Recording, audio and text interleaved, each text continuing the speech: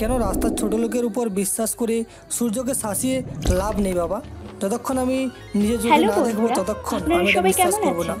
আশা করি সবাই প্রত্যেকে ড্রয়িং রুম থেকে নিজেদের ঘরে চলে গেলেন। একদিন ছেলেটি কলেজ প্রবেশ করতে দেখতে পায় সূর্য একজন ছেলে সমস্ত রকমের খুব বিরক্ত করছে এবং শুনতে আমাদের চ্যানেলটা অবশ্যই সাবস্ক্রাইব করে আমাদের পরিবারের একজন হয়ে একটু আদর যত্ন করি তোমায়। Thank you. ছি ছি, কি বলছেন এসব অসভ্যের মতো? বাসায় কি মা বোন নেই? হঠাৎই সূর্য মেয়েটির সামনে দাঁড়িয়ে তার বুক থেকে ওনা নামিয়ে ফেলে। মা বোন আছে কিন্তু মনোরঞ্জন করার কেউ নেই। তোর এক রাতের চার্জ কত? প্লিজ ভাইয়া, আমাকে যেতে দিন। আমি তো আপনার কোনো ক্ষতি করিনি, তাহলে কেন আপনি সবার সামনে আমার মান সম্মান নষ্ট করছেন? চারপাশে দাঁড়িয়ে দাঁড়িয়ে কলেজের সকল ছাত্রছাত্রী এই দৃশ্য দেখছে, কিন্তু কেউ কিছুই প্রতিবাদ করছে না। এই দৃশ্য দেখে ছেলেটির আগে পায়ের রক্ত মাথায় উঠে গেল। সে দৌড়ে গিয়ে ছেলেটির মুখে এক ঘুষি মেরে দিল। এখানে অসভ্যতামি করার জন্য কি বাবা মা কলেজে পাঠায় সূর্য? হঠাৎই আক্রমণে ভ্যাপেচাকে খেয়ে যায় সূর্য। সামনে দাঁড়ানো ছেলেটিকে দেখে তার রাগে শরীর কাঁপতে থাকে। ছোট লোক, ভিখারির বাচ্চা, কত বড় সাহস তোর! তুই ইকবাল খানের ছেলে সূর্যের গায়ে হাত দিস? তোর এই হাত যদি আমি ভেঙে টুকরো টুকরো না করেছি তবে আমার নাম সূর্য নয়। ছেলেটি মেয়েটির ওড়না দিয়ে ঢেকে বলে ওঠে, তুমি এখান থেকে যাও বোন। আপনাকে আমি অনেক ধন্যবাদ ভাইয়া। সূর্য ছেলেটিকে আঘাত করার জন্য এগিয়ে আসতেই ছেলেটি আরও দুয়ে ঘা লাগিয়ে দেয় সূর্যকে। তোকে দেখে নিব আমি, জানোয়ারের বাচ্চা ভিখারি। সূর্য বাড়ি এসে কেঁদে কেঁদে বাড়ির সকল সদস্যকে ড্রয়িং রুমে জড়ো করেছে। কি হচ্ছে বাবা, এভাবে কাঁদছিস কেন? আর তোর ঠোঁটে কেন রক্ত? জানো মা, ওই ভিখারির বাচ্চা আমাকে এইভাবে মেরে দিয়েছে। ও তোমাকে এমনি এমনি কেন মারবে সূর্য? বলেছি সব ওই ছেলের হয়ে ওকালতি না করলে কি তোমার পেটের ভাত হজম হয় না বৌমা? ইকবাল খান বাড়ি থেকে কেবলই বাড়ির ভেতর প্রবেশ করলেন। বাড়ি এসে ছেলের রক্তাক্ত অবস্থা দেখে শিউরে উঠলেন তিনি। কি হয়েছে বাবা? কে তোকে মেরেছে এভাবে?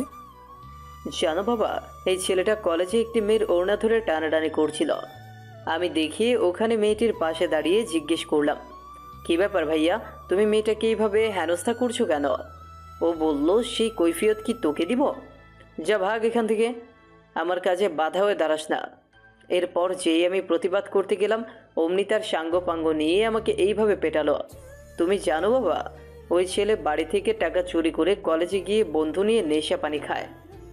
ইকবাল খান রাগে ফুঁসতে ফুঁসতে চিল্লিয়ে ওঠেন, বাবা বাবা, দেখে যাও তোমার গুণধর নাতির কুকীর্তি দেখে যাও। বুড়োটা আজ বাসায় নেই, তার বন্ধুর বাড়ি গিয়েছে সেই সকালে। এই বুড়োর রায় পেলেই এই বজ্জাত ভিখারিটার আজ এত বড় স্পর্ধা হয়েছে। হঠাৎই সূর্যের বড় ভাই আর্য ডিউটি শেষ করে বাসায় ফিরে। কি হয়েছে কি? এখানে এত চিল্লাচিল্লি কিসের? এসেছিস বাবা? দেখ তোর ভাইকে মেরে কি করেছে এই ছোট লোক ভিখারিটা। সূর্যের চেহারার এমন করুণ অবস্থা দেখে রাগে অগ্নিশর্মা হয়ে বাসা থেকে আবার বেরিয়ে যায় আর্য। এদিকে ছেলেটি একটি টিউশনি শেষ করে বাসের রাস্তা ধরে হাঁটতে হাঁটতে বাড়ি ফিরছে। হঠাৎই তার সামনে আর্যকে দেখে বলে ওঠে, আরে বড় ভাইয়া, তুমি এখানে? কে তোর বড় ভাইয়া? জম বল আমাকে, জম। ছেলেটি আর্যর কথা ধরন কিছুই বুঝতে পারে না। শিগগির আমার বাইকে উঠ, কাজ আছে। ছেলেটি বিনা প্রশ্নে বাইকে উঠে বসে। মিনিট 10 পরে ছেলেটিকে নিয়ে আর্য বাড়ি ফিরে আসে। ছেলেটিকে দেখে জাহানার তেড়ে আসে। ডাকাতের বংশধর ভিখারির বাচ্চা, কিভাবে আমার ছেলেকে এইভাবে মারতে পারলি তুই? ও যা করেছে তাতে তো ওকে আমার জ্যান্ত পুঁতে ফেলতে উচিত করছে। আচ্ছা তাই নাকি? খুব লায়ক হয়েছিস দেখা যাচ্ছে। আমার ছেলেকে পুঁতে দিবি আর আমি বসে বসে তামাশা দেখবো? ও কি করেছে তা কি তোমরা জানো? তুই লুচ্চামি করেছিলি, আর সেটা বাধা দিতে এটা ওর দোষ। ও বাসায় যা বলেছে সব মিথ্যা বলেছে। সত্যি তো এটা যে। ছেলেটাকে কথা শেষ করতে না দিয়ে আর্য ছেলেটির মুখ বরাবর খুশি বসিয়ে দেয়। তোর কাছ থেকে কোনো এক্সপ্লেনেশন শোনার কোনো ইচ্ছা নেই আমাদের।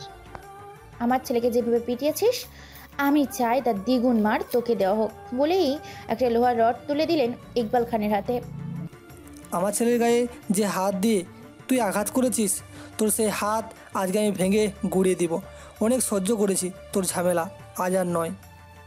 বলে ছেলেটির হাতে রড দিয়ে বাড়ি মারল। বাবা, আমার একটা কথা শোনার চেষ্টা করো প্লিজ। ও একটা মেয়ের ওড়না টেনে মেয়েটাকে সবার সামনে সম্মানহানি করেছিল, আমি সেটা বাধা দিয়েছি। এই কাজ আমার ছেলে করেছে নাকি তুই করেছিস? আমার ছেলে উঁচু বংশের ছেলে, এই কাজ কখনো করতে পারে না, বরং তুই নাম পরিচয়হীন রাস্তার ছোট লোক, তোর দ্বারা এটা সম্ভব। মা, সূর্য সব মিথ্যা বলছে। ও বাইরে খারাপ ছেলেদের সাথে মিশে খারাপ হয়ে যাচ্ছে। বাবার দোহাই লাগে, আর মেরো না। বাবা থামুন দয়া করে, ও এই কাজ করতেই পারে না। ওকে তো আপনারা ছোট থেকেই দেখে আসছেন। তোর কি আমার ছেলের সংসার করার ইচ্ছে নেই নাকি? খালি সারাক্ষণ এই ছোট লোকের সাথে চিপকে থাকিস। এক কাজ কর, আমার ছেলেকে বাদ দিয়ে এই ভিখারির সঙ্গে সংসার পাত। মা, তোমার দুটো পায়ে ধরি, ভাবিকে জড়িয়ে এসব নোংরা কথা বলো না। ভাবি আমার কাছে মায়ের সম্মান। দরকার হলে আমাকে পিটিয়ে মেরে ফেলো, তবুও ভাবিকে অকথ্য ভাষায় কিছু বলো না। পিড়িত দেখে আর বাঁচি না, সোহাগ কত অন্যের বউয়ের জন্য। এসব কি বলছেন মা? এত বড় কথা আপনি আমাকে বলতে পারলেন? আর একটা কথা বললে গাল চিপে সারা জীবনের মতো জবান বন্ধ করে দেব। যা, নিজের রুমে যা। সানা শুধু কেঁদে তার নয়ন ভাসাচ্ছে। নিজেকে আজ তার কাছে পৃথিবীর সবচেয়ে অসহায় মানুষ মনে হচ্ছে। ছেলেটাকে ইকবাল খান লোহার রডের সাহায্যে ক্রমাগত পিটিয়ে যাচ্ছেন। বাড়িতে ছেলেটিকে ফেরানোর মতো কেউ নেই। ফয়জুল খান গিয়েছেন তার অসুস্থ বন্ধুকে দেখতে, আর হারুন চাচা গিয়েছেন বাজার করতে। ইকবাল খান ততক্ষণ ছেলেটিকে পেটালেন যতক্ষণ না ছেলেটি জ্ঞান হারায়। সানা শুধু কান্না করতে করতেই ছটফট করেছে। ছেলেটিকে ইকবাল খানের মার থেকে বাঁচাতে পারেনি। আজ থেকে তুই আমার বড় শত্রুতে পরিণত হলি। তোর জীবন যদি আমি নরক করে না তুলতে পেরেছি, তবে আমার নাম সূর্য নয়। কেটে গেছে 2 দিন। ফয়জুল খানকে তার বন্ধু দীর্ঘদিন বাদে কাজ পেয়ে একদম ছাড়তে চায়নি, কিন্তু বাড়ির সকলের কথা চিন্তা করে ফয়জুল খান 2 দিন বাদে নিজের বাড়িতে ফিরে আসে। এদিকে ছেলেটা মায়ের চোটে বিষম জ্বরে ভুগেছে, সে বিছানা ছেড়ে উঠতেই পারছে না। দাদা ভাই কোথায় তুই? জ্বরে ঘরে ছেলেটির জবাব দিতে পারে না। এদিকে ফয়জুল খান ছেলেটির খোঁজ করতে করতে তার রুমে এসে পড়ে। ছেলেটি উপরে কাঁথা মুড়ি দিয়ে শুয়ে আছে। ফয়জুল খান গায়ে হাত দিয়ে আটকে ওঠে। এ কি দাদু, তোর শরীর তো জ্বরে পুড়ে যাচ্ছে, চল এক্ষুনি ডাক্তারের কাছে যেতে হবে। বলে ছেলেটির গায়ের কাঁথা সরিয়ে ফেলেন। কাঁথা সরিয়ে ফজলুল খান যা দেখতে পেলেন তাতে তার চক্ষু চড়ক গাছ। কি হয়েছে দাদু ভাই? কে তোকে এভাবে পিটিয়েছে? এই হারুন, হারুন। জি মালিক, বলুন। কে এভাবে আমার নাতিকে পিটিয়েছে? এই অমানুষটাকে, তাকে আমি উচিত শিক্ষা দেব। হারুন চাচা ছেলেটির গায়ে এমন মারের চিহ্ন দেখে কেঁপে ওঠেন। তিনি তো জানেনই না কে কখন এই ছেলেকে এভাবে পিটিয়েছে। আমি তো জানি না মালিক। জানো না মানে? কোথায় ছিলে তুমি? যাও সানাকে ডেকে আনো। জি মালিক। আমাকে কেউ মারেনি দাদু, আমি কাউকে কিছু করিনি, সব আমার দোষ। ভাবির কোনো দোষ নেই। ছেলেটির আবল তাবল কথাই ফয়জুল খান বুঝতে পারলেন যে বাড়িতে নিশ্চিত বড় ধরনের কিছু ঘটেছিল। আমাকে ডেকেছেন দাদু? হ্যাঁ ডেকেছি। কোনো কিছু না লুকিয়ে সত্যি করে বলো নাথ বউ, কে আমার নাতিকে এভাবে অমানুষের মতো পিটিয়েছে? শাড়ির আঁচলে মুখ চেপে হু হু করে কেঁদে উঠল সানা। আমাকে ক্ষমা করে দিন দাদু, আপনার নাতিকে আমি ওই হায়নাদের হাত থেকে বাঁচাতে পারিনি। সূর্যকে মিথ্যে অপবাদে ফাঁসিয়ে বাবাকে দিয়ে এভাবে মার খাইয়েছে। শুধু তাই নয়, আমি ফেরাতে গিয়েছি বলে ওকে সহ আমাকে জড়িয়ে ওরা বিভিন্ন নোংরা কথা বলেছে দাদু। সানার মুখে এসব কথা শুনে রাগে হিতাহিত জ্ঞান হারিয়ে ফেলেন বৃদ্ধ ফয়জুল খান। মনে মনে গ্রহণ করলেন এক কঠিন সিদ্ধান্ত। বাড়ির প্রত্যেকটি সদস্যকে ডেকে ড্রয়িং রুমে নিয়ে এসেছেন ফয়জুল খান। সানা আর হারুন চাচা মাথা নিচু করে দাঁড়িয়ে আছে। কে এই ছেলেটিকে এমন অমানুষের মতো পিটিয়েছিস? সামনে আয়। আমি মেরেছি, ও যা করেছে এটাই ওর প্রাপ্য ছিল। ও কি করেছে না করেছে সেই সবের হিসাব পড়ে। আজকের পর থেকে কেউ যদি ওর গায়ে বিন্দুমাত্র খারাপ ব্যবহার করেছে বা ওর গায়ে হাত দিয়েছে, তবে তার নামে আমি থানায় গিয়ে এফআইআর করে আসব। আজকের পর থেকে আমি ভুলে যাব কে আমার ছেলে আর কে আমার নাতি। বাইরের একটা রাস্তার ছেলের জন্য আপনি আমার নামে থানায় মামলা করবেন? হ্যাঁ করব। ও তোমাদের কাছে রাস্তার ছেলে ভিখারি হতে পারে, কিন্তু আমার কাছে সে আমার নাতি, আর আমি প্রমাণ করে ছাড়ব আসল অপরাধী কে ছিল, সূর্য নাকি ও। দাদা ভাই, তোমার এই নাতি কলেজের একটি মেয়ের বস্ত্র হরণ করার মতো জঘন্য অপরাধ করেছে। সেটা ফেরাতে গিয়েছি বলেই দেখো আমাকে কিভাবে মেরেছে। ছেলেটি বহু কষ্টে খুঁড়িয়ে খুঁড়িয়ে সকলের সামনে উপস্থিত হলো। এরপর কেঁদে কেঁদে বলতে লাগলো, দাদু, আমি এই ঘৃণিত কাজ করিনি। আমাকে আর কেউ বিশ্বাস না করলেও তুমি তো করবে। তোর ওপর আমার বিশ্বাস আছে দাদু। দাদা ভাই, অযথাই একটা রাস্তার ছেলের জন্য তোমার ব্লাড প্রেশার কেন বাড়াচ্ছ? তোর মতো নাই নীতিহীন পুলিশ অফিসারের কাছ থেকে এই ফয়জুল খান কোনো উপদেশ শুনতে রাজি নয়। বাবা, তুমি কিন্তু এখন বেশি বেশি বলছো। বেশি যখন বলেছি, তবে আরেকটা কথা শুনে রাখ, আগামী 7 দিনের মধ্যে আমি সম্পত্তি ভাগ করব। যার ব্যবহার আমার ভালো লাগবে না সে কানা করিও পাবে না। ভালো করে কথাগুলো মাথায় ঢুকিয়ে নিস। সম্পত্তির ভাগের কথা শুনে ভয় পেয়ে গেল। যদি বুড়োটা যদি সব সম্পত্তি ওই ছোট লোকটাকে দিয়ে দেয়, তাহলে তো সকলকে এই বাড়ি থেকে বেরিয়ে যেতে হবে, এমনকি রাস্তায় নামতে হবে। জাহানারা মনে মনে ভাবল, অভিনয় করে হলেও ছেলেটিকে হাত করে চলতে হবে। ইকবাল খান এগিয়ে আসলেন ছেলেটির কাছে। তোকে না বুঝে মারার জন্য ক্ষমা চাচ্ছি, বাবা হিসেবে ক্ষমা করে দে। ছি ছি, কি করেছো বাবা? আমি এসব মনে রাখিনি। আমি তোমাকে অনেক ভালোবাসি। আমার কাছে ক্ষমা চেয়ে আমাকে অপরাধী করো না বাবা। এরপর কেটে গিয়েছিল অনেক দিন। বাড়ির কোনো সদস্য সামনাসামনি আর ছেলেটিকে অপমান অপদস্থ বা মারধর কিছুই করেনি, কিন্তু সুযোগ পেলেই ফয়জুল খানের অবর্তমানে অনেক চক্রান্ত সাজিয়ে ছেলেটিকে বাড়ি থেকে বের করার ফন্দি করত। বর্তমান রুদ্র ফোনে তুর্য তুর্য করে ডেকে চলেছে। তুর্য, এই তুর্য, তুই কি আমার কথা শুনতে পাচ্ছিস? অনেকক্ষণ পরে জবাব দেয় তুর্য। হ্যাঁ, শুনতে পাচ্ছি। তোর কাছে আমার মৃত্যুর কথা শুনে অতীতের জঘন্য স্মৃতি হারিয়ে গিয়েছিলাম রে। প্লিজ তুর্য, তুই সকলের সামনে চলে আয়। এসব লুকোচুরি আর ভাল লাগছে না। তাড়াতাড়ি এসে এবার সব কিছু ঠিক কর আর এই খেলা সমাপ্ত কর।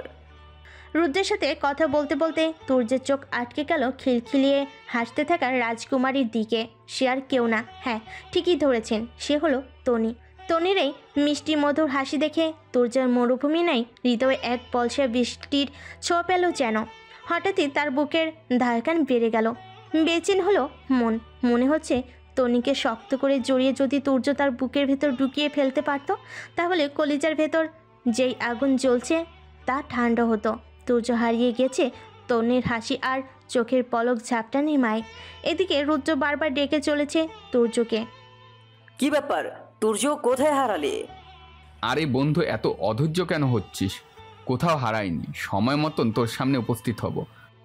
রুদ্র আর তুর্য তাদের কথোপকথন শেষ করে ফোনের লাইন কেটে দেয়। এতক্ষণে নিশ্চয়ই বুঝতে পেরে গেছেন যে রুদ্র তুর্যর কে হয়, আর তুর্যটাই বা কে, তাই তো? আচ্ছা ঠিক আছে, তাও আরেকবার বলে দিই, রুদ্র হলো তুর্যর বন্ধু, এক কথায় বেস্ট ফ্রেন্ড। আর তুর্য হলো এই খানবাড়ির মেজো ছেলে এবং এই গল্পের নায়ক। আরও কিছু পরিচয় চাই তার সম্পর্কে, তাহলে তার জন্য কিন্তু আপনাদের পুরো গল্পটার সাথে থাকতে হবে। এদিকে এরপর আবার তুর্যের চোখ আটকে যায় তনির দিকে। তনির ওই চোখের দিকে, ওই হাসির দিকে। হাসিটা একেবারেই বদলায়নি ওর। ফ্ল্যাশব্যাক, তুর্য এবারই ছেলে আর তনি ছিল তুর্যদের বাড়ির ভাড়াটে। তনির বোন, মা আর বাবা তুর্যদের 4 তলার ফ্ল্যাটে ভাড়া থাকতো। তনি মেয়েটা ছিল খুব সুন্দর আর মিশুক টাইপের। একদিন তুর্য বৃষ্টিতে ভিজতে ভিজতে ভার্সিটি থেকে ফিরছিল, আর বৃষ্টির জন্য রাস্তায় কোনো গাড়ি রিক্সা কিছুই পাওয়া যাচ্ছিল না। হঠাৎই ছাতা সমেত তনির আগমন ঘটে। আরে মিস্টার তুর্য, এই বৃষ্টিতে এভাবে ভিজে ভিজে কোথায় যাচ্ছেন? হঠাৎ জম বরাবর বৃষ্টিতে মিষ্টির আওয়াজে কথা বলার মানবীর দিকে তাকিয়ে থ হয়ে যায় তুর্য। মেয়েটাকে তুর্য আগে কখনো দেখেনি। মেয়েটা ছিপছিপে গর্ণের হ্যাংলা পাতলা একটা পুতুলের মতো, বড় বড় দুটি চোখ, গোলাকার মুখমণ্ডল, গোলাপি ঠোঁট, তাতে ফুটে উঠেছে মিষ্টি অমায়িক হাসি। সব কিছু দেখে তুর্যের বুকে কাঁপন ধরে গেল। তবুও নিজেকে শাসিয়ে মেয়েটিকে উদ্দেশ্য করে জিজ্ঞেস করে তুর্য, আপনাকে তো ঠিক চিনলাম না। মেয়েটি তুর্যের এমন কথাই অমায়িক হাসলো। সেই হাসির ঝঙ্কার তুলো তুমুল বর্ষায়। আরে বুদ্ধু, আমি আপনাদের 4 তলায় ভাড়া এসেছি নতুন। আপনি আমাকে না চিনলেও আমি ঠিকই আপনাকে চিনি। তুর্য হালকা মাথা চুলকে ঠোঁট কামড়ে হাসলো। বৃষ্টিতে ভিজে জ্বর বাঁধানোর ইচ্ছে না থাকলে দ্রুত আমার ছাতার নিচে আসুন। তুর্য সংকোচবোধ করে উঠে বলল, আমি একটা ছেলে হয়ে কিভাবে এই নির্জন রাস্তায় আপনার ছাতির নিচে যাব? আরে আসুন তো। তুর্য আর তনি একসাথে ধীরে ধীরে হাঁটছে আর হেসে সে নানান গল্প করছে। এভাবে একদিন তন্নি আর তুর্য প্রতিবেশী থেকে বন্ধুত্বে পরিণত হয়। আপনি থেকে তুমিতে নেমে আসে। সানা ভাবির কাছে শুনেছি তোমাকে বাসার কেউ দেখতে পারে না দাদু ছাড়া, তবুও তুমি এখানে কেন পড়ে আছো? ওরা আমাকে ভালো না বাসলেও আমি ওদের বড্ড ভালোবাসি তন্নি। ওরা আমার পরিবার, আমার আপনজন। তুর্যর মুখে এমন উত্তর শুনে তুর্যের প্রতি শ্রদ্ধা বেড়ে যায় তন্নির। যারা তোমাকে কষ্ট দিচ্ছে তাদেরই তুমি ভালোবাসছো? একদিন ওরা ঠিক ওদের ভুল বুঝতে পারবে, আমাকে আপন করে নেবে তন্নি। এরপর তুর্যের সাথে মিশতে মিশতে ধীরে ধীরে তন্নি তুর্যের প্রেমে পড়ে যায়। কিন্তু মেয়েদের বুক ফোটে তো মুখ ফোটে না। একদিন তন্নি নিজের হাতে পায়েস আর গাজরের হালুয়া রান্না করে তুর্যকে দেখা করতে বলে। কি ব্যাপার তন্নি, এখানে কেন ডাকছো? বসো, তোমার জন্য একটা সারপ্রাইজ আছে। তাই নাকি? দেখি কি সারপ্রাইজ। চোখ বন্ধ করো। আচ্ছা, এই চোখ বন্ধ করলাম। তন্নি তার হাতে দুটো বক্স তুর্য চোখের সামনে এনে বলে ওঠে। তুর্য চোখ খুলে বক্স দেখে জিজ্ঞাসা করে, কি আছে এতে? খুলে দেখো। বক্স খুলে গাজরের হালুয়া আর পায়েস দেখে তুর্য অনেক খুশি হয়ে যায়। তুমি কি করে জানলে তন্নি যে গাজরের হালুয়া আর পায়েস আমি পছন্দ করি? সানা ভাবি বলেছে। তাড়াতাড়ি মুখে তুলে বলো কেমন হয়েছে। তুর্য এক চামচ হালুয়া মুখে তুলে আবেশে চোখ বন্ধ করে ফেলল। এরপর বলে উঠল, মনে হচ্ছে তোমার হাত সহ খেয়ে ফেলি। এটা শুনে তনি হাসতে হাসতে তুর্যের ওপর ঢলে পড়ে যাচ্ছিল। এদিকে সেই হাসি দেখে কারোর বুকে হৃদস্পন্দন বেড়ে যাচ্ছিল। তুর্য খাওয়া বাদ দিয়ে সেই হাসি উপভোগ করলো। অবশেষে তুর্য তনির হাত ধরে ফেল খপ করে। নিমিষেই তনি হাসি থামিয়ে তুর্যের চোখের দিকে তাকালো। তুর্য আদুর কণ্ঠে বলে উঠল, তন্নি, আমি তোমাকে ভালোবেসে ফেলেছি। তোমাকে না দেখলে, তোমার কথা না শুনলে, তোমার এই খুশি মুখ না দেখলে নিজেকে পাগল পাগল লাগে। আমি তোমাকে টাকা পয়সা গাড়ি বাড়ি কিছুই দিতে পারবো না, শুধু হৃদয় জুড়ে ভালোবাসতে পারবো। তুমি কি আমার হবে তন্নি? আমিও তোমাকে ভালোবাসি তুর্য। তোমার আগে আমি তোমাকে প্রপোজ করতে চেয়েছিলাম, কিন্তু লজ্জায় পারিনি। আমি যদি তোমাকে একটু জড়িয়ে ধরি, তুমি কি রাগ করবে তন্নি? তুর্যের কথা শেষ না হতেই তনি তুর্যকে জড়িয়ে ধরে। আজকে তুর্যকে পৃথিবীর সবচাইতে সুখী মানুষ মনে হচ্ছে। সানের কাছে তনি তুর্যের অমানবিক নির্যাতনের কথা শুনে তার মার কাছে গিয়ে সব বলতো। তনির মা মিসেস তানিয়া বেগম খুবই নরমাল শান্ত মনের মানুষ। তুর্যের এমন কষ্টের কথা শুনে তিনিও মাঝে মাঝে কেঁদে ফেলতেন। তনি একদিন ওর মাকে জানায়, মা, তোমাকে একটা গোপন কথা বলতে চাই। কি কথা মা? মা, আমি তুর্যকে ভালোবাসি। তুর্যকে ছাড়া আমি বাঁচব না। মেয়ের মুখে এমন কথা শুনে আকাশ থেকে পড়েন তনিমা বেগম। যা বলেছিস আমার সামনেই বলেছিস। তোর বাবা জানলে একদম মেরে ফেলবে তোকে। আর ইকবাল খানের কাছে অযথা এটা সেটা বানিয়ে বলে ছেলেটাকে মার খাওয়াবে। তনি থেকে 1.5 বছর ছোট তার বোন তিন্নির মা ও তন্নির কথার মাঝে তিনি বলে ওঠে, মা, ছেলেটা অনেক ভদ্র, শুধু তাই নয়, ভার্সিটিতে টপ স্টুডেন্ট সে, প্রচুর ব্রিলিয়ান্ট। দিনে দিনে তনি আর তুর্যের প্রেম ভালোবাসা সকলের নজরে আসতে থাকে। তনি তুর্যের সাথে বিভিন্ন জায়গায় ঘুরতে যেত আর নিজের সেভিংসের টাকা দিয়ে তুর্যকে এটা সেটা গিফট করত। তনির মা তুর্যকে অনেক পছন্দ করতেন। একদিন তনিকে ডেকে বললেন, হ্যাঁ রে তনি, একদিন তুর্যকে বাসায় ডাক।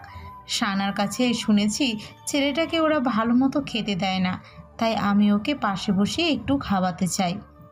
হঠাৎই তনির বাবা ইরফান রহমান সেখানে উপস্থিত হন। তনিমার কথা শুনে রাগে অগ্নিমূর্তি ধারণ করে বলেন, টাকা কি গাছে ধরে তনিমা? আমি কি এখানে নোংরখানা খুলে বসেছি যে গরিব ভিখারি এসে এসে খেয়ে যাবে? এসব কি বলছো বাবা? ও গরিব ভিখারি কিভাবে হয়? তুর্য ভাইয়া আমার বড় ভাইয়ের মতো বাবা, তাকে নিয়ে কোনো খারাপ মন্তব্য করবে না। করব, 100 বার করব। আমার বাসায় যদি এই ছোট লোকটাকে দেখেছি তবে ঘাড় ধাক্কা দিয়ে বের করে দেব, এই আমি বলে দিলাম। কেটে গিয়েছে অনেক দিন। ইরফান রহমানের কথা অমান্য করে সুযোগ পেলেই তনি তুর্যকে তাদের বাসায় নিয়ে এসে ভালো ভালো রান্না করে খাওয়ায়। বাসায় তুর্যের পছন্দ মতো কিছু রান্না হলেও তিনি না হয় তনি গোপনে এসে তুর্যকে দিয়ে যায়। মাঝে মাঝে তনিমা জোর করে তুর্যের জন্য কিছু হাত খরচের টাকা তুর্যের পকেটে গুঁজে দেয়। তুর্য তনিমা বেগমকে মায়ের মতো ভালোবাসে। আন্টি, আপনাদের উপকার আর ভালোবাসা আমি কোনোদিন ভুলতে পারবো না। আন্টি না বলে মা বললে কি খুব ক্ষতি হয়ে যায় বাবা? তন্নি তিন্নির মতো আমি তোমারও মা। যে কোনো কথা, যে কোনো বিষয় নিঃসংকোচে আমাকে বলবে, কেমন? ঠিক আছে আন্টি। একদিন তুর্যের পছন্দের ইলিশ পোলাও রান্না করে তুর্যকে ডেকে নিয়ে নিজ হাতে খাইয়ে দিচ্ছেন তনিমা। অমনি রুমে প্রবেশ করে তিনি। আরে তুর্য ভাইয়া, মার সব আদর তুমি নিয়ে নিচ্ছ তাই না? খেতে খেতে না বোন, আমি কি আর তা করতে পারি? হয়েছে হয়েছে, আর ঢং করতে হবে না। কই মা তুমি, তোমাদের কখনো খাইয়ে দাও না? তোরা আর তুর্য কি এক হলি? তিনি গাল ফুলে তুর্যকে উদ্দেশ্য করে বলে ওঠে, এই শোধ কিন্তু আমি সুদে আসলে আদায় করব দুলা ভাই। তিনি এমন কথা শুনে তনিমা আর তুর্য দুজনে অনেক হাসতে থাকে। তুর্যদের বাড়িতে একমাত্র সানা সব কিছু জানতো তুর্য আর তনির ব্যাপারে। কি গো হবুজা, গাড়ি কত দূর আগালো? অনেক দূর ভাবি, এবার সময় সুযোগ করে কবুল বলার পালা। সানা তিনিকে চিমটি কেটে বলে ওঠে, তাই নাকি? বিশ্বাস না করলে কি আর করার, তোমার দেবরকে জিজ্ঞেস করো। অমনি সেখানে জাহানার আগমন ঘটে। তনিকে দেখে নাক সিটকিয়ে বলে ওঠে, হ্যাঁ গো মেয়ে, প্রেম করার জন্য দুনিয়ার ছেলে পেলে না একেবারে ভিখারি জুটিয়ে নিলে। সুন্দরী মেয়েদের রুচি কি দিনে দিনে এতটাই রসাতলে যাচ্ছে? জাহানার কথায় না রেগে গিয়ে তনি জাহানারকে জব্দ করার জন্য বলে ওঠে, আপনার কাছে যাকে ভিখারি ছোট লোক বলে মনে হয়, সে আমার কাছে দামি হিরে। আশা করি বুঝতে পেরেছেন। ভবিষ্যতে কারো সম্পর্কে মন্তব্য করার আগে ভেবে চিন্তে করবেন। আসছি বলেই তনি প্রস্থান নেয়। একদিন পহেলা বৈশাখ উপলক্ষে বিশাল বড় এক মেলার আয়োজন হয়েছে। তুর্য চলো না, আমরা আজকে মেলায় ঘুরতে যাব। কি হলো, কি ভাবছো? তন্নি আসলে আরে চলো তো, কিছুই কিনবো না, জাস্ট ঘুরে চলে আসবো। তনি আর সূর্য মেলায় ঘুরছে। এমন সময় তনির বাবা ইরফান রহমান তুর্য আর তনিকে একসাথে হাত ধরে হেঁটে হেঁটে যেতে দেখে। রাগে ফুসতে ফুসতে ইরফান রহমান বাড়িতে চলে আসেন। তনি হঠাৎই জেদ ধরে সে নাগরদোলায় উঠবে। এদিকে তুর্য ভয়ে উঠতেই চাচ্ছে না। প্লিজ তন্নি, আমার অনেক ভয় লাগছে, আমি মরে যাব, আমি উঠবো না। আমি তোমাকে শক্ত করে ধরে রাখবো, তোমার কিচ্ছু হবে না। তনি এক প্রকার জোর করেই তুর্যকে নিয়ে নাগরদোলায় উঠে বসে। যেই নাগরদোলা দোলতে শুরু করে অমনি তুর্য ভয়ে তনিকে চাপটে ধরে। আর এই দৃশ্য দেখে তনি হাসতে হাসতে লুটিয়ে পড়ার মতো অবস্থা। তনি সেই ভুবন ভোলানো হাসির কথা মনে পড়তেই বাস্তবে হাসির শব্দ শুনে ধ্যান ভাঙল তুর্যের। বর্তমান এবার হয়তো আপনারা ভাবছেন যে তুর্য ঠিক কোথায় আছে এবং কোথা থেকে এদের সবাইকে ফলো করছে, তাই না? দাঁড়ান দাঁড়ান আর একটু অপেক্ষা করুন। এদিকে সানা ভাবির বোন মোনা অনেক সময় ধরে রুদ্রকে দেখে চলেছে। শুধু তাই নয়, এরকম একটা ড্যাশিং স্মার্ট হট ছেলের সাথে কীভাবে ফ্ল্যাট করা যায় সেটাই ভেবে চলেছে। সারাক্ষণ মোনা সুযোগ খুঁজে চলেছে কখন রুদ্র একা হবে, আর সে সুযোগ বুঝে রুদ্রকে তার রূপের জালে ফেলে পটিয়ে নেবে। নিঃসন্দেহে মোনা আগুন সুন্দরী। আমার মতো সুন্দরী মেয়েকে এক পলক দেখার জন্য হাজার ছেলের ভিড় লেগে থাকে। সেখানে আমি নিজ থেকে রুদ্রকে পাত্তা দিতে চেষ্টা করে যাচ্ছি, কিন্তু রুদ্র সেটা তাকিয়েও দেখছে না। অপেক্ষা করতে করতে হঠাৎই মোনা তার অপেক্ষাকৃত সুযোগটা পেয়ে গেল। ওই তো রুদ্র একা দাঁড়িয়ে ফোনে কিছু একটা করছে। এখনই ছেলেটার সামনে গিয়ে কথা বলা চাই। মোনা এক পা দুপা করে রুদ্রের পিছনে এসে গলা খাকারি দিল। এহেম এহেম। মেয়েলি সুর শুনে হাতের মোবাইল পকেটে পুরে পিছনের দিকে তাকালো রুদ্র। মোনাকে দেখে তার কোনো ইন্টারেস্ট জাগলো না, তবুও নির্লজ্জের মতো মোনা এগিয়ে এগিয়ে হাত বাড়িয়ে বলে উঠল, হ্যাঁ হ্যান্ডসাম, আমি Mona, nice to meet you. আমি রুদ্র, সেম টু ইউ। বলে রুদ্র এদিক সেদিক তাকাতে লাগলো। যে সকল মেয়ে জেসে গায়ে পড়তে আসি রুদ্র তাদের একদম সহ্য করতে পারে না। আসলে আপনাকে বেশ কিছু সময় ধরেই নোটিস করছিলাম, একা দাঁড়িয়ে আছেন, হয়তো বোর হচ্ছেন, তাই ভাবলাম একটু সঙ্গ দিলে মন্দ হয় না। ও তাই নাকি? কিন্তু আমি তো বোরিং ফিল করছিলাম না, বরং এখন বোরিং হচ্ছে। রুদ্রের কথা শুনে মোনা হালকা অভিমানের ভান করে বলে উঠল, একটা সুন্দরী মেয়ে এইভাবে আপনার কাছে এসে কথা বলছে আর আপনি পাত্তাই দিচ্ছেন না, আজীব। রাগী কণ্ঠে রুদ্র বলে উঠল। সহজলভ্য সস্তা জিনিস এই রুদ্র চৌধুরী, তা কেউ দেখে না। রুদ্রের এমন কথায় অপমান বোধ করল মোনা, তবুও সামনে দাঁড়িয়ে কথা বলার চেষ্টা চালিয়েই গেল। অন্যদিকে এদিক সেদিক তাকাতে তাকাতে রুদ্রর চোখ আটকে যায় আকাশি রঙের শাড়ি পরিহিত এক রূপবতী রূপসীর দিকে, যে ছোট ছোট বাচ্চাগুলোর সাথে খিলখিল করে হাসছে আর দুষ্টামি করে চলেছে। মেয়েটির কোমর অবধি ঘন কালো লম্বা কেশ যেন হাওয়ার সাথে পাল্লা দিয়ে উঠছে। বাচ্চা বাচ্চা দেখতে মুখের ওই মিষ্টি হাসিটা আর কপালের ভুরু জোড়ের মাঝে ওই ছোট্ট একটা কালো টিপ, চোখে গাঢ় করে টানা কাজলের রেখা আর পাতলা ঠোঁটে গোলাপি রঙের লিপস্টিকের সাথে করা এই গোটা সিম্পল সাজটাতে তাকে যেন একটু বেশি কিউট লাগছে। এই যুবতী আর কেউ না, এ হলো তন্নির বোন তিনি। এখন সে কলেজ পড়ুয়া ছাত্রী, দেখতে একদম বাচ্চা বাচ্চা, আর তেমনি বাচ্চাদের সাথে হেসে খেলে সময় কাটাতেও বেশি পছন্দ করে। এখনও ঠিক তাই করছে সে। বিয়ে বাড়িতে আসা কয়েকটা বাচ্চার সাথে গল্প জুটিয়েছে, ধাঁধা খেলছে ওদের সাথে তিনি সকল কিছু রুদ্রকে চৌম্বকের মতো টানছে যেন। রুদ্র মন্ত্রমুগ্ধের ন্যায় তিন্নির পাশে গিয়ে দাঁড়ালো। তিন্নির কথা বলার ধরন, কথার মাঝে হাসি, সব কিছু রুদ্রকে নিমিষেই পাগল করে দিল।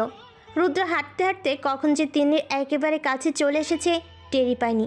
এদিকে তিন্নিও বাচ্চাদের নিয়ে ব্যস্ত থাকায় আশেপাশের কাউকে খেয়াল করেনি।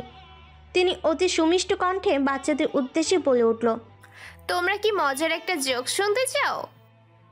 হ্যাঁ হ্যাঁ, আমরা মজার মজার জোকস শুনতে চাই তিন্নি আপু। ওকে, শুরু করছি তাহলে, কেমন? তিন্নির জোকস শুনে বাচ্চাগুলোর সাথে সাথে রুদ্র ফিক করে হেসে দেয়। হঠাৎ কারোর হাসির শব্দ শুনে তিনি ঘাড় ঘুরিয়ে পাশেই রুদ্রকে দেখতে পায়। এ কি, আপনি কে আর এখানে কি করছেন? আরে রিল্যাক্স, হাইপার হবার কিচ্ছু নেই। রুদ্র হাত বাড়িয়ে তিন্নিকে বলে উঠল, হেই মিসেস অপসরা, আমি রুদ্র চৌধুরী। মিস্টার রুদ্র, আপনাকে কে বলেছে যে আমার নাম অপসরা? কেউ বলেনি, আমি নিজেই রেখেছি। আপনাকে কি আমার নাম রাখার দায়িত্ব দিয়েছি? সুন্দরী মেয়েদের রাখলে কিন্তু হেব্বি লাগে মিস বিউটি কুইন। আপনি কিন্তু সহ্যের সীমা ছাড়িয়ে যাচ্ছেন রুদ্র চৌধুরী। আপনি আমাকে বেসামাল করে সীমা ছাড়াতে বাধ্য করছেন। এইবার কিন্তু সত্যি সত্যি রেগে যাচ্ছে আমি। ও আচ্ছা, এতক্ষণ তাহলে মিথ্যে মিথ্যে রেগেছিলেন? হাই মাবুদ, এ কার পাল্লাই ফেললে আমায়? আচ্ছা সরি, আর বিরক্ত করবো না। তা তোমার নাম কি? নাম দিয়ে কাজ কি? অনেক কাজ আছে বলে খোলা হেসে উঠল রুদ্র। ছেলেটির এমন গায়ে পড়ার স্বভাবে তিনি বেশ ভালোই বিরক্ত হলো। রাগে তার নাকের ডগা লাল হয়ে গেল। তা দেখে রুদ্র বলে উঠল, আচ্ছা, তোমার নাকের ডগা থেকে লাল রং নিয়ে লিপস্টিক কোম্পানি খুললে আমি রাতারাতি কোটিপতি হয়ে যাব, তাই না? বলো দেখি তো তোমার নাকটা। বলে তিনি নাকের ডগা চেপে ধরল রুদ্র। রুদ্রের এমন আচরণে আহমক হয়ে বড় বড় চোখ করে রুদ্রের পানে তাকিয়ে রইল তিনি। আচ্ছা, ফ্যাসাদে তো পড়া গেল। এত হাইপার হচ্ছ কেন সোনা? রুদ্রের এমন হেয়ালিতে রাগে তেলে বেগুনে জ্বলে উঠল তিনি। দেখুন, আমার মাথায় আগুন ধরে যাচ্ছে। আপনার বকবকানি বন্ধ না করলে আমি যে আপনাকে কি করব তা আমি নিজেও জানি না। আমাকে খুন করে দাও, আমি তোমার হাতে খুন হতে চাই। আপনি কি খুন করে জেলে যাবার কোনো শখ নেই আমার। তাহলে আমার কারাগারে বন্দি হয়ে যাও তুমি। রুদ্রের আর তিন্নির কথোপকথন দূর থেকে মোনা সব শুনতে পাচ্ছিল। তিন্নির আর রুদ্রের ঢং দেখে মোনার শরীরে আগুন জ্বলে গেল যেন। মোনা মনে মনে নিজেই নিজেকে চ্যালেঞ্জ করলো, আমি যদি রুদ্র চৌধুরীকে না পটিয়েছি তবে আমার নাম মোনা নয়। বলেই রাগে তিন্নিকে কয়েকটা গালাগাল দিয়েই তার মায়ের কাছে চলে গেল। এসব কিছুই দূর থেকে লক্ষ্য করছিল তুর্য, আর মনে মনে সে বেশ মজাই পাচ্ছিল। আর এদিকে মোনাকে রাখতে দেখে ওর আরও বেশি মনটা শান্তি শান্তি লাগছিল, কারণ এই মোনাই হলো একমাত্র কারণ, যে কারণের জন্য আজ এ বাড়ি ছাড়া ও। মোনা মেয়েটা এমনিতে ন্যাকা ন্যাকা স্বভাবের ভীষণ, ছেলেদের সাথে ওঠা বসা, এক কথায় চরিত্রহীন। নিজের স্বার্থসিদ্ধির জন্য সে যে কোনো কিছু করতে পারে, দেখতে যথেষ্ট সুন্দরী, আর এটা নিয়েই তার অহংকারের যেন মাটিতে পা পড়ে না। এমন একটা মেয়ে যে কী করে ভাবির বোন হতে পারে সেটাই মনে মনে ভাবে তুর্য। ফ্ল্যাশব্যাক। আগামী 7 দিনের মধ্যেই দাদুর সম্পত্তির ভাগ করে দেওয়ার কথা শুনে গোটা খান বাড়ির ছেলে আর বৌমা মিলে নিজেদের মধ্যে আলোচনা সভা বসিয়ে দেয়। এক্ষেত্রে একমাত্র ফয়জুল খানের নাতবউ আর যে স্ত্রী সানার বিন্দুমাত্র আগ্রহ ছিল না। বুড়োটা মনে হচ্ছে ছোট লোক ভিখারিটাকে সম্পত্তির একটা ভাগ দিবে। একটা বাইরের ছেলে এসে আমাদের সম্পত্তির ভাগ নিয়ে চলে যাবে, এ কি করে সম্ভব বাবা? সম্পত্তি ভাগের আগেই এমন কিছু করতে হবে যাতে সম্পত্তি রেখেই ওই ছোকরা বাব্বাক করে পালায়। জানো, আমার মাথায় না কঠিন একটা বুদ্ধি এসেছে। দাদু ভাই বলেছে আমি আর বড় ভাই আর ভাগে যা সম্পত্তি পাবো ওই ছেলেটাও নাকি ততখানিই পাবে। জাহানার ক্রোধে ফেটে পড়েন এ কথা শুনে। মগের ভুল লোক নাকি, সম্পত্তি দিতে দিলে তবেই তো পাবে না। শোন সূর্য, বহুত সহ্য করেছি, আর এক মুহূর্তও না। যেভাবে হোক ওকে বাড়ি ছাড়া করতেই হবে। এত নির্লজ্জ জীবনেও দেখি না রে বাবা। কত মারলাম, অপমান অপদস্থ করলাম, না খাইয়ে রাখলাম, তবু হারামজাদাটাকে বাড়ি থেকে বের করা যাচ্ছে না। দাদু আর হারুন চাচা আশকারা পেয়েই তো আমাদের মাথায় কাঁঠাল ভেঙে খাচ্ছে ছেলেটা। যেহেতু সম্পত্তির ভাগের আর 7 দিন রয়েছে, এই 6 দিনের মধ্যে এমন কিছু করতে হবে যাতে ওই বুড়োটাই ওকে লাথি দিয়ে বাড়ি থেকে বের করে। তুমি ঠিক কি করতে চাইছো বলো তো? সময় এলেই জানতে পারবে। সবাই শুধু মোক্ষম সুযোগের জন্য অপেক্ষা করো। মা, আমরা তো আগে চুন থেকে পান খসলে ওকে অত্যাচার গালিগালাজ করেছি, সেসবে কিন্তু কিছুই হয়নি। উল্টো দাদুই আমাদের বকাঝকা করেছে। এবারের প্ল্যানে কিন্তু পার্থক্য রাখা যাবে না, আগে বলে দিলাম। বাবা কিন্তু শক্ত হয়ে ওই ছেলের পেছনে লেগে আছে, আর বলেও দিয়েছে এবার তিনি বাড়িদার কোনো ঝামেলা চান না। দেখো দাবার চাল যেন আবার উল্টে না যায়। ঠান্ডা মাথায় সব প্ল্যান করতে হবে, সানা যাতে কিছুই না বুঝতে পারে। ওর তো আবার ছেলের জন্য দরদ চুইয়ে চুইয়ে পড়ে। ধীরে ধীরে সময় যতই আগাচ্ছে বাড়ির পরিবেশ ততটাই শান্ত। তুর্যকে কেউ আর গালিগালাজ মারধর কিছুই করছে না। ছেলেটাও ভালো ভালো খেতে পারছে, ভালোভাবে পড়াশোনা করতে পারছে। দেখলে হারুন, ওষুধের ডোজে কি ভালো কাজ করেছে। যে সম্পত্তি ভাগের কথা বলেছি অমনি ছেলেটিকে সবাই হুজুর মানছে বলে হা হা করে হেসে উঠলেন ফয়জুল খান। মালিক, যদি কিছু মনে না করেন তবে একটা কথা বলতে চাই। আমার কাছে কেন জানি মনে হচ্ছে সামনে ভয়ঙ্কর কিছু ঘটতে চলেছে। সব সময় খারাপটাই দেখে এসেছো তো হারুন, এই জন্য তোমার মন এরকম ভাবছে। তাই যেন হয় মালিক। ছেলেটা অনেক কষ্ট পেয়েছে, এবার যেন একটু শান্তি বিধাতা তাকে দেয়। গভীর রাত, সকলেই ঘুমিয়ে গেছে। ঘুম নেই শুধু ফয়জুল খানের চোখে। হারুনের কথাগুলো তাকে খুব ভাবাচ্ছে। সব ওষুধের সাইড ইফেক্ট থাকে না, কিছু ওষুধ আছে যার ইফেক্ট তো ধীরে ধীরে পড়ে, কিন্তু ক্ষতি হয় বিশাল আকার। সামনে কোনো ঝড় এলে সামাল দিতে পারবেন তো তিনি? আর কতদিন তিনি এভাবে আগলে রাখতে পারবেন ছেলেটিকে? এদিকে বয়স বেড়ে যাচ্ছে, আজকাল শরীরটাও ভালো যাচ্ছে না। আর বর্তমানে যদি ছেলেটি কেউ কোনো ক্ষতি করে দেয়। ঝড়ের আগের পূর্বাভাসও কিন্তু সবসময় শান্তই থাকে, কিন্তু যখন ঝড় ওঠে তখন তার প্রভাব এতটাই মারাত্মক আর প্রভাবশালী হয়ে ওঠে যে তার রেশ কাটিয়ে ওঠাও অনেক কষ্ট হয়ে যায়। এই ব্যাপারটাও ঠিক তেমনি। খানবাড়ির অবস্থাও এখন ঠিক সেরকম। সবাই প্ল্যান করে ভাবতে থাকে, কিন্তু কিছুতেই কিছু ভেবে পায় না। এদিকে হাতে 4 দিন সময়। এরই মাঝে একদিন সানার বোন মোনা আসে দিদির বাড়িতে ঘুরতে। এর আগেও মা মেয়ে আসতো থাকতো, কিন্তু দাদু ফয়জুল খান রুনা বেগমকে বাড়ি থেকে তাড়িয়ে দেবার পর সে আর মেয়ের বাড়িতে আসে না, কারণ দাদু বলেছে উনি বেঁচে থাকা পর্যন্ত যাতে রুনা বেগম আর এই বাড়িতে পা না দেয়। মোনাকে দেখে অবাকের চরম পর্যায়ে পৌঁছে যায় সানা। সে কি মোনা, তুই এখানে? কেন, তোর শ্বশুর বাড়িতে আসা কি নিষেধ নাকি? সেরকম কিছু বলেছি নাকি আমি? না বললেও বোঝা যায় হাব ভাব দেখে। খুব পেকে গিয়েছিস না? আসার আগে একটা ফোনও তো দিলি না। সারপ্রাইজ দিতে চেয়েছিলাম, কিন্তু এখন মনে হচ্ছে তুই সারপ্রাইজ না হয়ে বিরক্ত হচ্ছিস। মোনার হঠাৎ আগমন সানার কাছে মোটর সুবিধার মনে হচ্ছে না, তবুও মনের কথা মনে চেপেই হাসি মুখে গল্প চলো মোনার সাথে। অনেকটা পথ জার্নি করে এসেছিস, চল আয় হাত মুখ ধরি। তুই যা, আমি আন্টির সাথে একটু দেখা করে আসি। মোনা এদিক সেদিক তাকিয়ে জাহানারার রুমে চলে যায়। নিজের রুমে জাহানারা বসে বসে টিভি দেখছিল। হঠাৎই মোনা বলে উঠল, আন্টি আসবো? হঠাৎ পরিচিত কণ্ঠ শুনে জাহানারা টিভি বন্ধ করে খুশিতে গদগদ হয়ে উঠে দাঁড়ালেন। আরে হাসবে না মানে? তোমার জন্য তো এত আয়োজন, তুমি না হলে কিভাবে হবে? বলেই মোনার গলা জড়িয়ে ধরল জাহানারা বেগম। ইকবাল খান বিকেলে বাসে ফিরে মোনাকে দেখে বেশ বিরক্ত প্রকাশ করলেন। ইকবাল খান জাহানারাকে ডেকে প্রশ্ন করলেন, এই লাফাঙ্গা ফালতু মেয়েটা এ বাড়িতে কী করছে জাহানারা? আমি ওকে এ বাড়িতে এনেছি। এই মেয়ের সাথে তোমার কি কাজ? একে দিয়েই সকল অসাধ্য সাধন করব আমি। এই মেয়েকে দেখলেই তো বাবার আগে অগ্নিশর্মা হয়ে যাবেন। তোমার মনে নেই মোনার মা সেবার কি করেছিল? সবই মনে আছে, কিন্তু এরকম সস্তা মেয়ে ছাড়া প্ল্যান যে সাকসেসফুল করা যাবে না। এদিকে মোনা বাড়ির চারপাশে নজর বুলাচ্ছে, ঘুরে ঘুরে সব কিছু দেখে চলেছে। হঠাৎই মোনার তুর্যের সাথে দেখা হয়ে যায়। আরে তুর্য, বহুদিন বাদে দেখা, কেমন আছো? মোনাকে দেখেই তুর্য সাইড কেটে থাকার চেষ্টা করলো, কারণ এই মেয়ে জীবনে বহুবার তাকে হেনস্থা করেছে।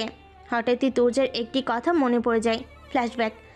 একবার মোনার মা মিসেস রুনা খান, সূর্য আর জাহানারা শপিং করতে গিয়েছিল। যেতে না চাইতেও তুর্যকে এক প্রকার জোর করেই তারা তাদের সাথে নিয়ে যায়। শপিংয়ের সমস্ত ব্যাগ তুর্যকে দিয়ে ক্যারি করিয়েছে। ঘটনা শেষ এখানেই নয়। শপিং শেষে সবাই যখন ক্লান্ত ক্ষুধার্ত, সেই সময় সকলে একটি রেস্টুরেন্টে খেতে যায়। মোনা আর সূর্য মিলে অনেক অনেক খাবার অর্ডার করে। তুর্যকেও ভালো ভালো খাবার খেতে দেয় ওরা। প্রথমে এসব দেখে তুর্য অনেক খুশি হয়। খাবারের এক পর্যায়ে ওইটার বিল নিয়ে আসলে মোনা তুর্যকে দেখিয়ে দেয়। ওইটার তুর্যকে বিল পেপার ধরিয়ে দিলে তুর্য আকাশ থেকে পড়ে। এত টাকা সে জীবনে একসাথে চোখেও দেখেনি। শোনো তুর্য, আমাদের বিলগুলো কাইন্ডলি দিয়ে দিও প্লিজ। আমরা চলে যাচ্ছি, আমাদের আরও অনেক শপিং করা বাকি আছে। মা, মোনা আপু আমাকে বিল দিতে বলেছে। এত টাকা আমি কোথায় পাবো? তুই বিল কোথায় পাবি সেটা কি আমি জানি? যেমন খাবার গিলেছিস তেমন বিল দিয়ে চলে। সবাই তো হো হো করে হাসতে থাকে। অসহায় তুর্যকে ফেলে চলে আসে।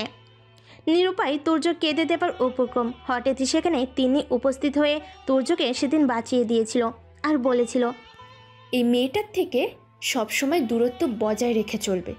এদের মিষ্টি কথায় আর ভিজবে না তুমি সূর্য। কি হলো তুর্য, কোথায় হারালে? মোনার কথায় তুর্যের হুঁশ ফিরে। মোনা যে কতটা নোংরা আর খারাপ মনের অধিকারী এটা তুর্য খুব ভালো করেই বুঝে ফেলেছে। এজন্য সে বহু আগে থেকেই মোনাকে এই বাড়িতে দেখলে দূরে দূরে থাকার চেষ্টা করে। মোনাকে সাইড কাটিয়ে চলে যেতে নেয় তুর্য। অমনি মোনা তুর্যের হাত খপ করে ধরে ফেলে। হাত ছাড়ো! কোন সাহসে আমার হাত ধরেছো তুমি মোনা? আরে আরে, কোথায় পালাচ্ছ? চলো দুজনে মিলে একটু গল্প করি। সরি, আমার কাজ আছে, আমি তোমার সাথে কোনো গল্প করতে পারবো না। এদিকে মোনা কিটকিটিয়ে হেসে ওঠে। আমার থেকে পালানো কি এতই সহজ তুর্য সোনা? সময় মতো ঠিক জালে তুলে ফেলবো। তুর্য বাইরে এসে বাড়ির সামনের বাগানে বেঞ্চিতে বসে বসে মনের কিছু নোংরা কাজের স্মৃতিচারণ করছে। তুর্যদের কলেজের সবচেয়ে উচ্ছৃঙ্খল খারাপ ছেলেটির নাম ছিল ঈশান। তুর্য একদিন খুব সকাল সকাল কলেজে চলে গিয়েছিল। কলেজে পরিত্যক্ত একটি রুম থেকে হঠাৎই তুর্য নিষিদ্ধ কিছু আওয়াজ শুনতে পায়। সেই আওয়াজ অনুসরণ করে এগোতেই দেখতে পায় মোনা আর ঈশান দুজনে খারাপ কাজে লিপ্ত হয়েছে। হঠাৎই ঈশান তুর্যকে দেখে ফেলে। আরে তুই এখানে কি করছিস? যা ভাগ, অসময়ে এসে দিলি তো মুডটা নষ্ট করে। তুমিও কি এক রাউন্ড চাও নাকি তুর্য? মোনার এসব কথা শুনে তুর্যের মাথা ঘুরে উঠল। তুর্য শুধু বলে উঠল, আমি ভেবেছিলাম মোনা নোংরা হলে হয়তো তোমার চরিত্র ভালো ছিল, কিন্তু এখন দেখছি চরিত্র আরও বেশি খারাপ। তুর্যের কথাই ঈশান হো হো করে হেসে প্যান্টের চেন লাগিয়ে একটা সিগারেট ধরলো। এরপর বলে উঠল, এই কলেজের এমন কোনো হাই সোসাইটির ছেলে নেই যে একে চোখে দেখেনি। চাইলে তুইও ট্রাই মারতে পারিস। ইকবাল খানের মেজো ছেলে বলে কথা। মোনা তার কাপড় ঠিক করতে করতে বলে উঠল, কাকে তুমি হাই সোসাইটির ছেলে বলছো ঈশান? এত আস্ত এক ভিখারি। সানা ভাবির মতন পবিত্র একজন মানুষ এরকম নিকৃষ্ট একজনের বোন কিভাবে হতে পারে? হঠাৎই মোনা তুর্যের কাছে চলে আসে আর তুর্যের থুতনি চেপে ধরে বলে ওঠে, আজকের ঘটনা কারো কানে গেলে তোকে ফাঁসাতে আমার এক সেকেন্ডও লাগবে না। মোনার কথায় তুর্য ভয় পেয়ে যায়। সাথে সাথেই ওই রুম থেকে বেরিয়ে আসে। তুর্য বহুবার সানার কাছে এই ঘটনা খুলে বলতে চেয়েছে, কিন্তু কখনো সাহসে কুলায়নি। মোনা বাড়িতে রয়েছে, তাই তুর্য মোনার থেকে নিজেকে দূরে রাখতে ছাদের রেলিংয়ে হাত দিয়ে দাঁড়িয়ে আছে আর তিন্নির কথা ভাবছে। মেয়েটা তাকে পাগলের মতো ভালোবাসে। আজকে তিনি তুর্যকে দেখা করার জন্য ডেকেছিল। আশেপাশে সবার বিয়ে হয়ে যাচ্ছে, আমাদের কবে হবে তুর্য? এই মেয়ে, তোমার বিয়ের বয়স হয়েছে, এখনও তো নাক টিপলে দুধ বের হবে। আমি মোটেও বাচ্চা নই, তোমার মতো 2-4টে তুর্য আমি একাই হ্যান্ডেল করতে পারবো। বাপরে, তাই নাকি? বিশ্বাস না হলে বিয়ে করে দেখো। তন্নি মেয়েটার বেশি কিছু চাওয়া পাওয়া নেই, মেয়েটি অল্পতেই সন্তুষ্ট। কিন্তু এবারই যে অবস্থা, তন্নিকে বিয়ে করে কোথায় রাখবো আমি তাকে? মা কি মেয়েটাকে শান্তি মতন থাকতে দেবে? হঠাৎই পেছন থেকে কারোর জড়িয়ে ধরার স্পর্শে তিনি ভাবনা থেকে বেরিয়ে আসে তুর্য। পেছনে ঘাড় ঘুরিয়ে মোনাকে দেখে রাগে হিতাহিত জ্ঞান হারিয়ে ফেলে তুর্য। তোমার মতন নোংরামের সাহস কি করে হয় আমার শরীরে স্পর্শ করার? আমার শরীরে একটু উষ্ণতা নেবার জন্য সকল ছেলে অধীর আগ্রহে অপেক্ষা করে, আর আমি তোমাকে নিজে থেকে উষ্ণতা দিচ্ছি। ভালো লাগছে না? না, ভালো লাগছে না, কারণ যারা তোমার উষ্ণতা চায় আমি তাদের মতন নই। এত ভাব দেখো কেন তুর্য? তোমাকে দেখলে আমি বেসামাল হয়ে যাই, এটা কি তুমি বুঝতে পারো না? না, পারি না, আর বুঝতেও চাই না বলে এক ঝটকায় মোনার হাত তার শরীর থেকে ছুঁড়ে ফেলে। মোনা তুর্যের এমন রাগান্বিত ভাব দেখে আরও মজা নেবার জন্য গায়ে ঢলে পড়তে নেয়। খবরদার মোনা, একদম কাছে ঘেঁষবে না। তোমার এই নোংরা শরীর আমার শরীরে স্পর্শ করবে না। ও কাম অন বেবি। মোনা, তুমি এখান থেকে চলে যাও, তোমাকে আমার একদম সহ্য হচ্ছে না। তোমাকে দেখলে আমার শরীরে কেমন যেন একটা ফিল হয়, মনে চাই তোমাকে নিয়ে সুখের সাগরে হারিয়ে যেতে। তুমি কি আমার সাথে একটা রাত কাটাতে চাও তুর্য? মোনার এমন ঘৃণিত কথাই তুর্য থুতু ফেলে বলে ওঠে। তোমার তো পতিতালয়ে থাকার কথা মোনা, তুমি এখানে কি করছো? মোনা আবার তুর্যকে জাপটে ধরে। প্লিজ তুর্য, আমি আর সহ্য করতে পারছি না। তোমাকে এক রাতের জন্য হলেও আমার চাই। আমাকে একবার কাছে পেলে কোনো দিনও আমাকে ভুলতে পারবে না তুমি। মোনা তুর্যের সহ্যের সীমা অতিক্রম করে ফেলেছে।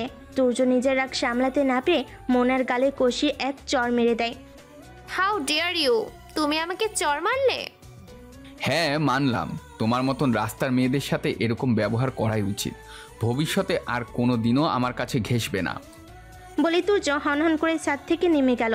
মোনার গালে হাত দিয়ে রাগী চোখে তুর্যের যাবার পানে তাকিয়ে বলে উঠল, তোমাকে এর জন্য কঠিন দাম দিতে হবে তুর্য। আমি তোমাকে ছাড়বো না। শুধু আসলে এই চরের প্রতিশোধ উসুল করব, দেখে নিও। মোনা আর তুর্যের ঘটে যাওয়া ব্যাপারটা সূর্য দূর থেকে লক্ষ্য করে। আরে বাহ, এখানে তো ভালোই ট্রেলার চলছে। ক্লাইম্যাক্স তো আভি বাকি হ্যাঁ বলে হো হো করে হেসে উঠল। এদিকে মোনা নিজের চোখের জল মুছে নিচে নেমে আসে। হঠাৎই সানা মোনার সামনে এসে দাঁড়ায়। কি ব্যাপার, তখন থেকে খুঁজে চলেছি, কোথায় ছিলি তুই? এই তো, এই ছাদে একটু হাওয়া খেয়ে এলাম, যে গরম পড়েছে। বলেই সানাকে পাশ কাটিয়ে নিজের রুমে বরাদ্দকৃত রুমে গিয়ে দরজা আটকে দিল। সানার কাছে মোনার চাল চলন কিছুই স্বাভাবিক লাগছে না। নিজের বোনকে হাড়ে হাড়ে চিনে সানা, অবশ্যই কোনো মতলব নিয়ে এসেছে সে, কিন্তু মতলবটা কি? এদিকে সূর্য উচ্ছ্বাসিত হয়ে জাহানার রুমে আসে। মা, তোমাকে এমন একটা খবর বলবো এখন, শুনে তুমি পাগল হয়ে যাবে। কি খবর তাড়াতাড়ি বল। হঠাৎই রুমে ইকবাল খান প্রবেশ করেন। তোমরা মা ছেলে মিলে কিসের প্ল্যানিং করছো এখানে? ভাইয়াকে ডেকে আনি আগে, দাঁড়াও তারপর বলছি। জাহানার রুমে বিশাল চক্রান্তের এক মিটিং বসেছে। মিটিংয়ে উপস্থিত রয়েছে আর্য, জাহানারা, ইকবাল খান আর সূর্য নিজে। গলার স্বর নিচু করে বলে উঠল, সানাভাবি বোন মোনার চরিত্র খারাপ, এটা আমরা সবাই জানি। মেয়েটা টাকার বিনিময়ে যা খুশি তাই করতে পারে। আজকে বিকেলে ছাদে এক দুর্দান্ত ঘটনা ঘটেছে। কি ঘটনা? মোনা তুর্যকে জড়িয়ে ধরতেই তুর্য ওকে চর মেরেছে। মোনা কতটা প্রতিশোধ পরায়ণ এটা আমরা সবাই জানি। ওকে যদি কোনোভাবে তুর্যের ঘরে ঢুকিয়ে দেওয়া যায়। এসব কি বলছিস তুই? এর সাথে খানবাড়ির মান সম্মান মিশে আছে। না না, এ কিছুতে সম্ভব না। সানার একটা মান সম্মান আছে এ বাড়িতে, আর মোনা আমার নিজের শালী।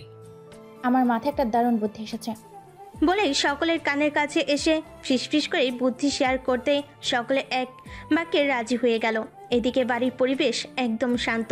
সানা মনে মনে ভাবছে, বাড়ির প্রত্যেকটা মানুষ এত ভালো কি করে হতে পারে? মনটা সারাদিন কুগাইছে, বাম চোখের পাতাটিও থেকে থেকে নড়ছে। এ কোনো নতুন বিপদ সামনে আসতে চলেছে। কি ব্যাপার বড় বউ, এখানে দাঁড়িয়ে দাঁড়িয়ে কি ভাবছো? চাচার বাড়ির মানুষগুলোকে কেমন যেন সন্দেহজনক মনে হচ্ছে আমার কাছে। সম্পত্তি ভাগের আর বেশি দিন সময় নেই। ওরা যদি সূর্যের কোনো ক্ষতি করে দেয়? তুমি অযথা ভয় পাচ্ছ বড় বউ, কিছুই হবে না, দেখবে ওপরে একজন আছেন মা, সে সব দেখছে। তুর্যের ওপর ওরা এত বছর অত্যাচার চালিয়ে এসেছে, হঠাৎই কিভাবে তুর্যকে এত দরদ দেখাচ্ছে ওরা? হারুন চাচা সানাকে সান্ত্বনার বাণী শুনিয়ে নিজের কাজে চলে গেলেন। এদিকে তুর্য তিন্নির সাথে ফোনে কথা বলছে। জানো তন্নি, সানা ভাবির বোন মোনা আজ আমার সাথে অসভ্যতামি করেছে। তোমাকে না বলেছি ওই মেয়ের থেকে দূরে থাকতে? আমি দূরেই ছিলাম, ছাদে এসে সে আমার পেছন থেকে জড়িয়ে ধরেছে। যদি এখন মোনার চুলের মুঠি ধরতে পারতাম খুব শান্তি পেতাম। আমি ওকে চর মেরে ওর জায়গা বুঝিয়ে দিয়েছি, তুমি অযথা টেনশন করো না। এদিকে জাহানারা সূর্য আর আর্য ভেবে চলেছে। শোন, আগুন গরম থাকতে থাকতেই ঘি ঢেলে দিতে হবে। কোনোভাবেই এই চাল মিস করা যাবে না। মা চলো এখনই মোনা রুমে যাই। মোনা নিজের রুমে পায়চারি করছে আর এক মনে ভেবে চলেছে, তোমাকে আমি ছাড়বো না তুর্য, তুমি সাপের লেজে পাড়া দিয়েছো, ছোবল তোমাকে খেতেই হবে। হঠাৎই মোনার রুমে দরজায় ঠকঠক আওয়াজ শুনতে পায়। দরজা খুলে জাহানারা আর সূর্যকে দেখে অবাক হয় মোনা। আপনারা এখানে? হ্যাঁ মা, আমরা তোমাকে একটু সাহায্য করতে এলাম। কিসের সাহায্য আন্টি? জাহানার মোনার গালে হাত দিয়ে বলে উঠল, আহারে মা, ওই ভিখারি তোমাকে এইভাবে মারলো আর তুমি কিচ্ছু বললে না? তুমি কি ওর প্রতিশোধ নিতে চাও না? অবশ্যই চাই আন্টি, ওই ছোট লোকের বাচ্চাকে আমি ছাড়বো না। সেই ব্যবস্থাই আমরা করতে এসেছি। তোমাদের কথা আমি বুঝতে পারছি না। বোঝানোর জন্য আন্টি আছি তো, এক্ষুনি সব বুঝিয়ে দিচ্ছি। বলে জাহানারা মোনার হাত চেপে ধরেন। তোমাকে একটা কঠিন কাজ করতে হবে মোনা। বলে জাহানারা মোনার কানে কানে কি কি করতে হবে না হবে সব বুঝিয়ে দেয়। জাহানারার কথা শুনে মোনার মুখে হাসি ফুটে ওঠে। আন্টি, আপনি খুব সুন্দর একটা বুদ্ধি এঁটেছেন, আমি অবশ্যই আপনার কথা মতো কাজ করব। আজ শুক্রবার দুপুরে খাবারের পর সকলে যার যার রুমে শুয়ে আছে। বৃদ্ধ ফজলুল খানের শরীরটা আজ ভালো নেই, সে ঘুমিয়ে আছে। তুর্য তার নিজের রুমে আছে। জাহানারা, ইকবাল খান, আর্য, সূর্য যার যার রুমে অপেক্ষা করছে কখন বোমাটা ব্লাস্ট হবে সেই আশায়। তুর্য তার রুমে শুয়ে ফোনে স্ক্রিনে তিন্নির মিষ্টি হাসি দাও একটা ছবি জুম করে দেখছে। এই মেয়ে, তুমি যে আমার রাতের ঘুম হারাম করেছো তা কি তুমি জানো? তোমাকে নিয়ে আমার সকল ধ্যান ধারণা। আমি তোমাকে অনেক ভালোবাসি তন্নি। হঠাৎই তুর্যের ফোনে একটা অপরিচিত নম্বর থেকে কল আসে। তুর্য সেটা রিসিভ করে বলে ওঠে, হ্যালো, কে বলছেন? প্রিয় শ্রোতা বন্ধুরা, গল্পটির দ্বিতীয় সিজন এখানেই শেষ করা হলো। গল্পটির তৃতীয় সিজন দেখতে আমাদের চ্যানেলটিকে সাবস্ক্রাইব করে পাশে থাকা বেল আইকনে প্রেস করে রাখুন। এতে করে আমাদের প্রত্যেকটি নতুন নতুন গল্পের নোটিফিকেশন আপনাদের কাছে সবার প্রথম পৌঁছে যাবে। দেখা হচ্ছে পরবর্তী গল্পে, ততক্ষণ ভালো থাকবেন, সুস্থ থাকবেন।